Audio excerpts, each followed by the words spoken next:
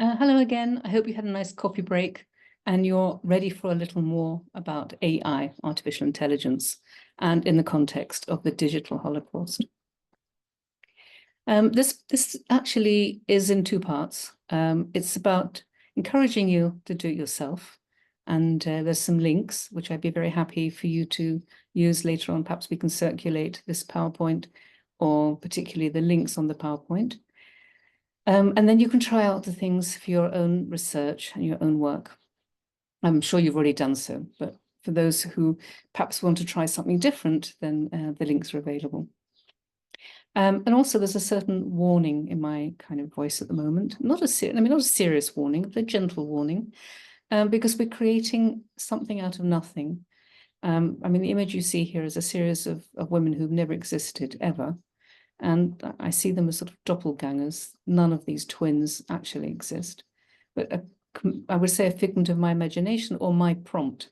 So this is something that, bear in mind, you're creating something out of nothing. It's a bit magical. It's a bit problematic.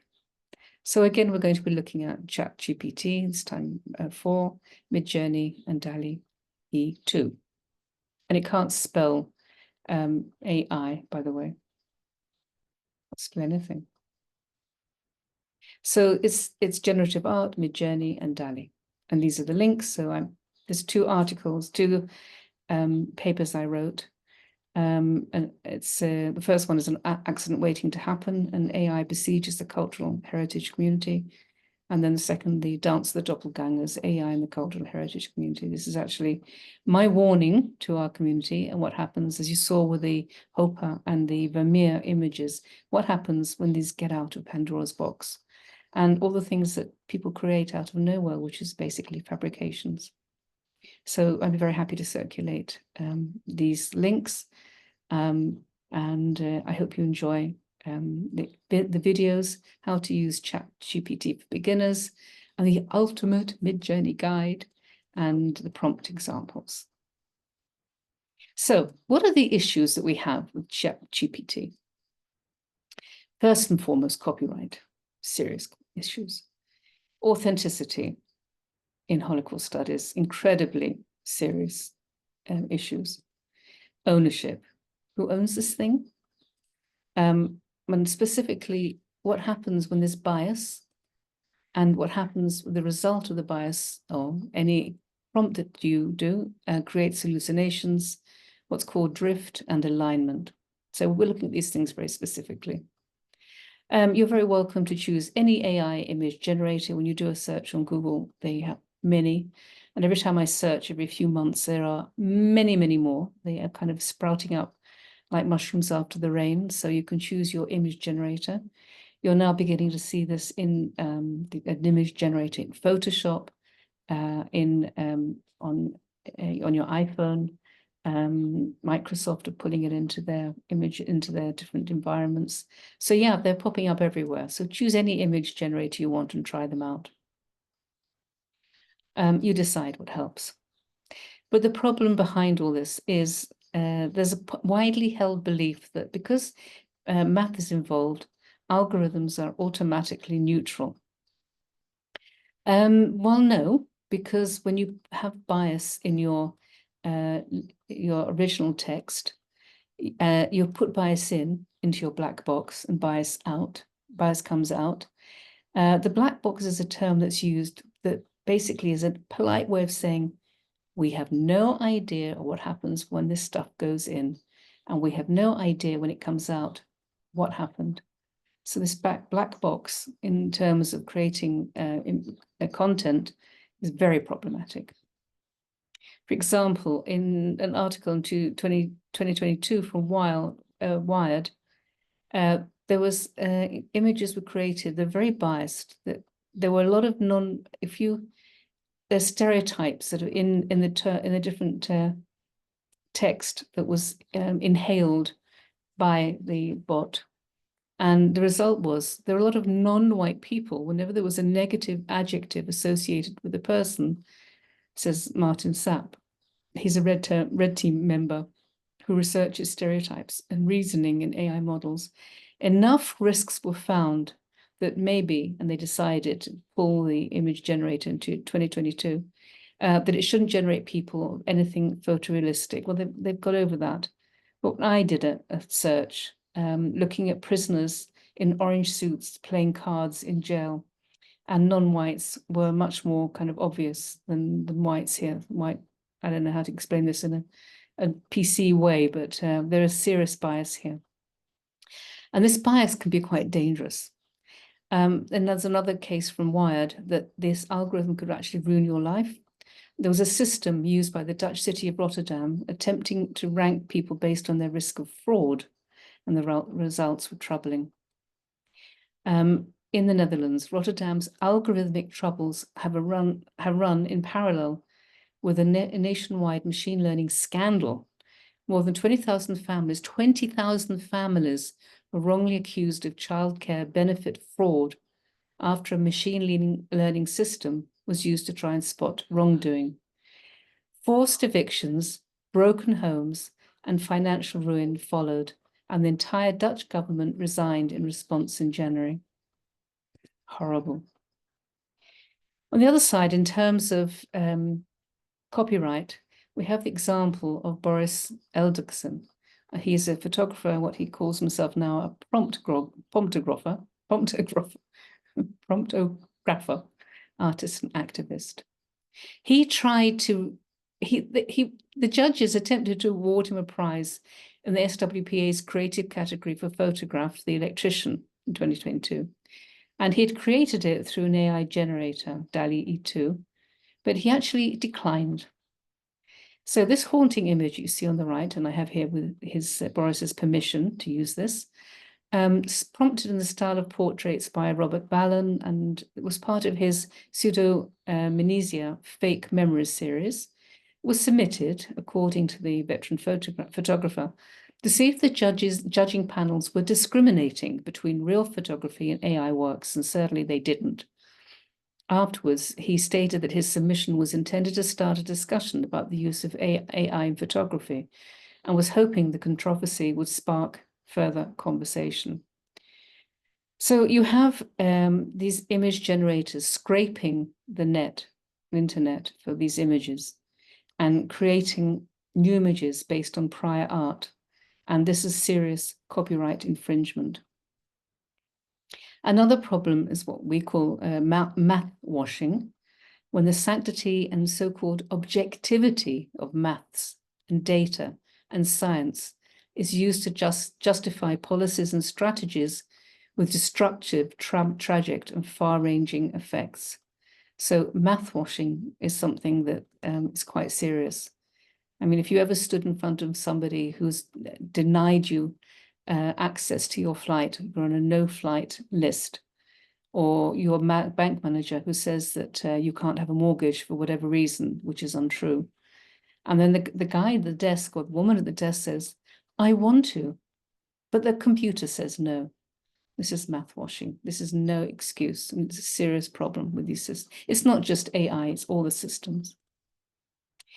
Somebody who explains what's happening here about these different problems of what happens when stuff goes into the black box and the solutions that come out of the black box is Frances Haugen.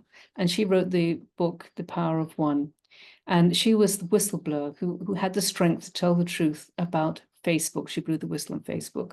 And she spoke to Congress and was an amazingly brave woman. And she argues in her book thus, designers do not have the training, tools, or capacity to identify and mitigate ethical issues. The majority, this is the people who design and code, are from an engineering or computing background and do not reflect the diversity in society. So we saw that with the prison images of the guys in the orange suits. And another severe problem is that shareholders and senior management will also naturally be hostile to criticism, which could affect profits. She was a very brave woman to say this in public, and I would definitely recommend reading her book. It makes fascinating reading. But there's some pushback now, and as the days go by, there's more and more. Stable Confusion contains unauthorized copies of millions and possibly billions of copyrighted images. And these copies were made without the knowledge or consent of the artists. And there's incredible financial value here.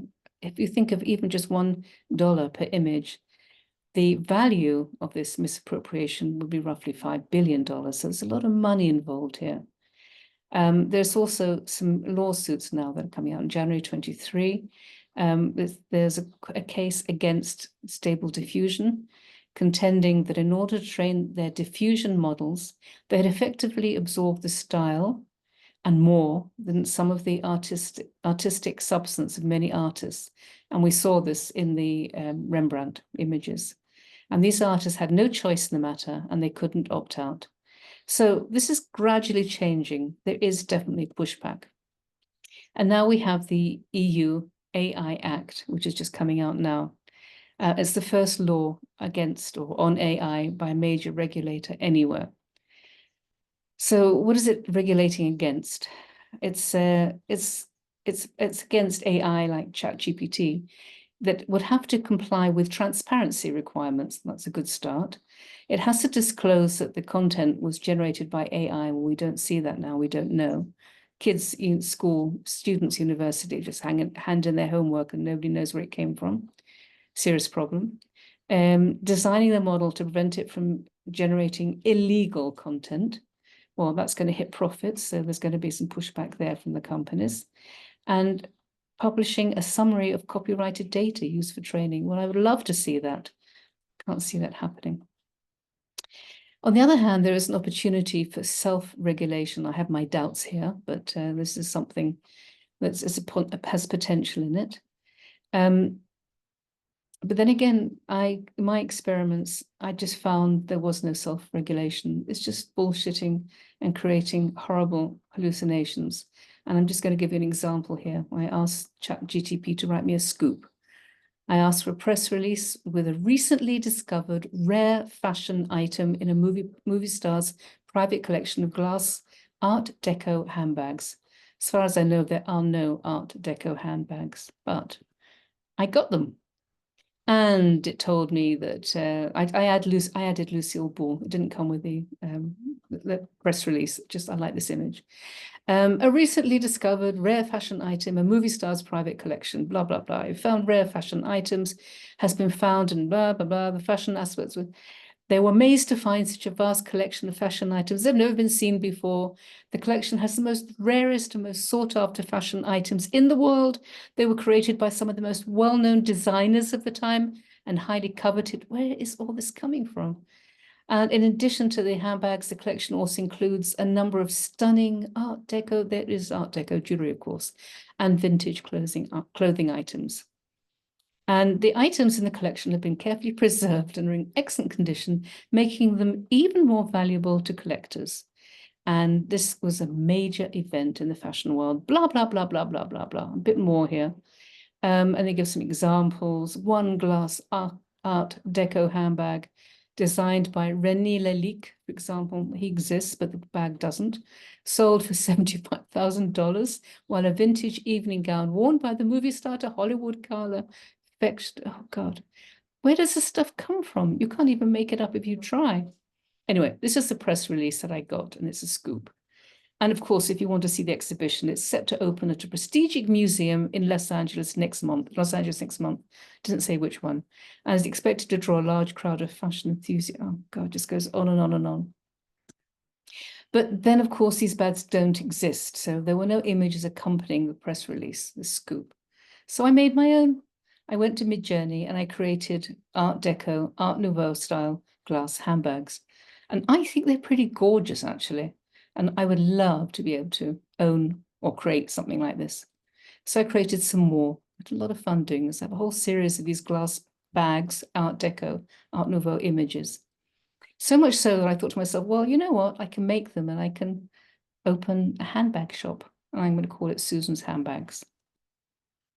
But going back to a little bit more seriously now, prompting forbidden words, and going back to our wrestling with these systems to create images on the Holocaust. They won't let you do it. And there is a list actually in Midjourney of the different banned words, and some of them quite remarkable actually. Fascist, okay, Nazi, the prophet, Mohammed in the same category, slave, coon, honky. Okay, you can get that. The drugs are not allowed. This whole list on the right, I'm not quite sure who put this list together, but maybe some of them make sense. I'm not even going to read them because it makes my stomach turn. But what happens when you prompt videos on the Holocaust? And this is another system. This is fairly new. Let me just show you some of the works I created. Not terribly impressive, but it's a start. This is fairly new, so I've just sort of been experimenting at this stage. And what happens is you ask for your prompt. And my particular prompt, learning from previous experiences with images, was during World War II, Jewish families, men, women, children, babies, were persecuted by the Nazis and were deported to concentration camps where they perished. You're then given a series of 4 images, and you get to choose the one that you want, and then you create a little video out of it. I don't feel that any of these images meet the requirements that I added. So I tried again, create an image of the Holocaust where Jewish people were deported to concentration camps where they were deported. Didn't work for me, so I tried on Kristallnacht, and this is what I got. Pretty spooky, and nothing like reality. There weren't hordes of soldiers. These were people. Local people going and smashing shops in Jewish homes and creating the sound of broken glass, Kristallnacht. But this is what the system turns out.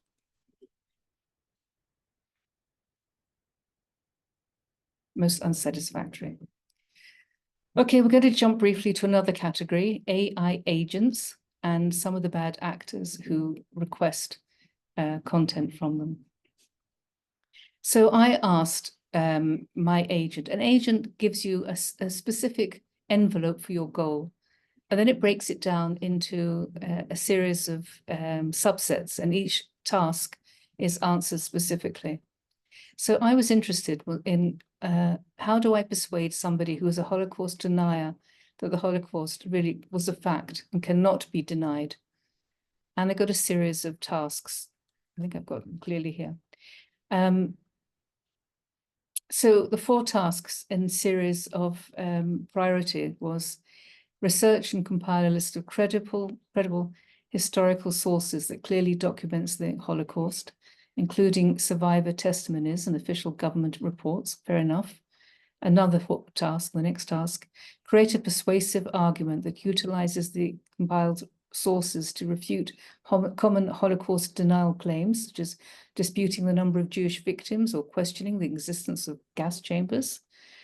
And another task, engage in respectful dialogue with the Holocaust denier, presenting them with compiled sources and persuasive argument, and addressing any counter-arguments they may have. And the next task is research and compile a list of credible historical sources that clearly document the Holocaust, including survivor testimonies and official government reports. That made sense a few months ago. I don't know now if we can be so persuasive. I think this is an argument that's very, very hard to make. But this whole area is actually very, very problematic.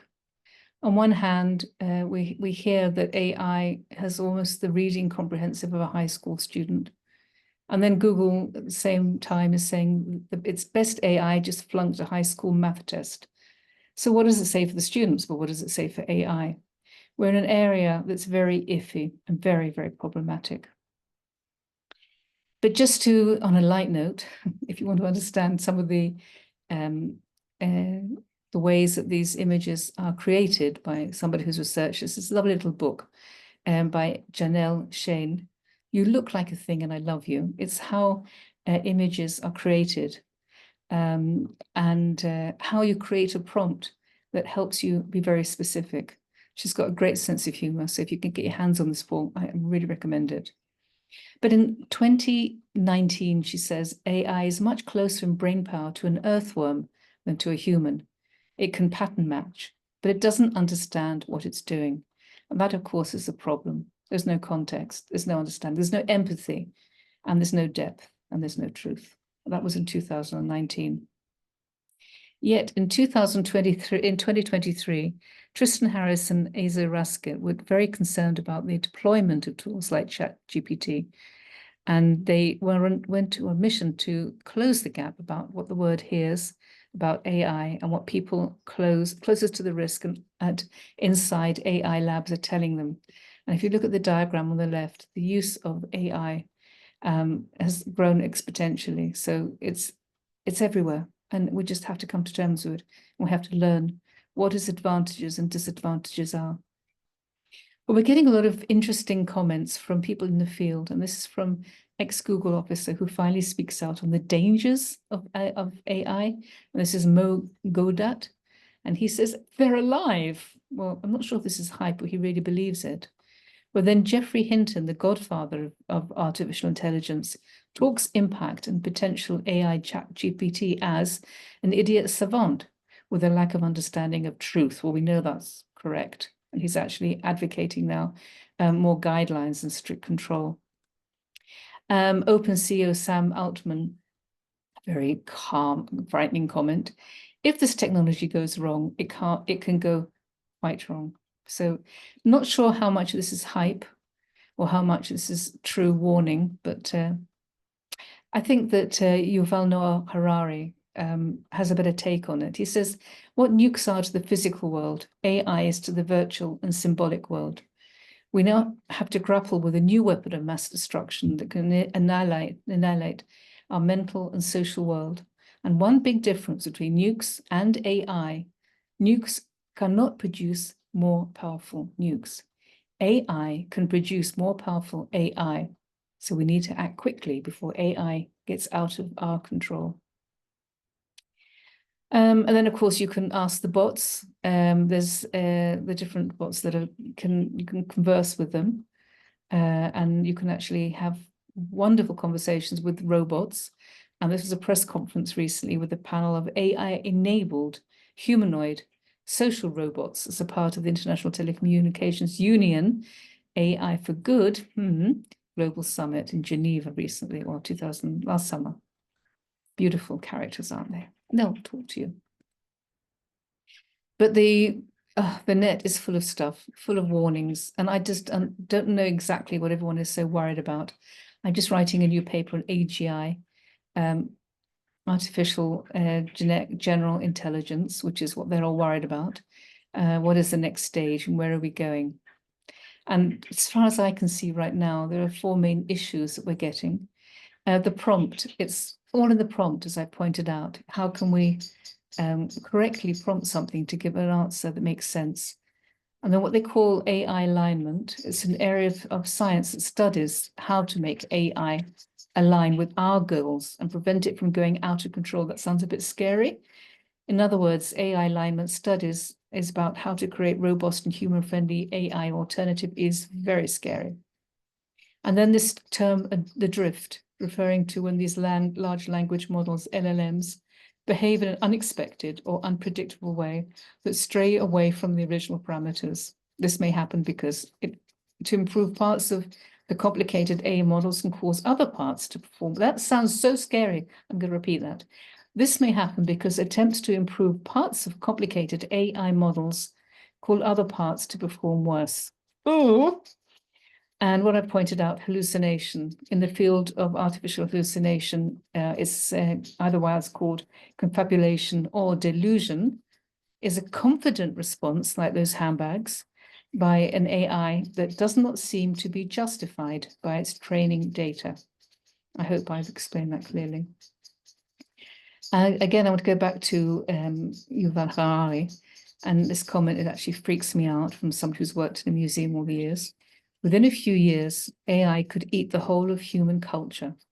Everything we have produced for thousands and thousands of years, eat all of it, digest it, and start gushing out a flood of new cultural creation, new cultural artifacts. And remember that we humans never really had direct access to reality. That scares me to bits.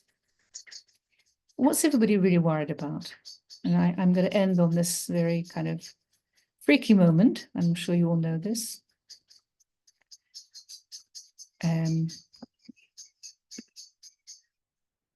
Open the pod bay doors, Hal.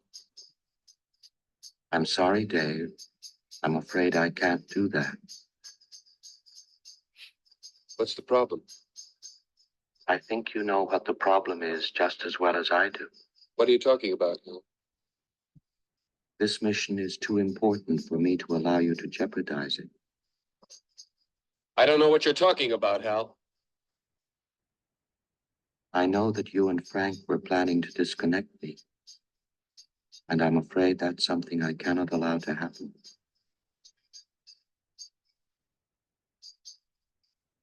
Where the hell did you get that idea, Hal?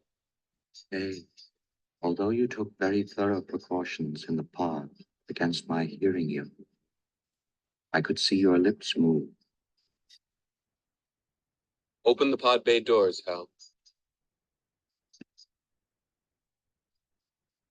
On that spooky moment, and I don't wish to be too scary, but this is what people are scared about, that I've listened to many podcasts and I've read so many books on what the potential dangers are for AGI specifically. We're not there yet, and hopefully there will be some guardrails put in place before this even happens. But let's take that with a pinch of salt at the moment. And I thank you all for listening. And if you have any questions, please feel free to contact me by Gmail, or by my email, susanhazan@gmail.com. And thank you for listening.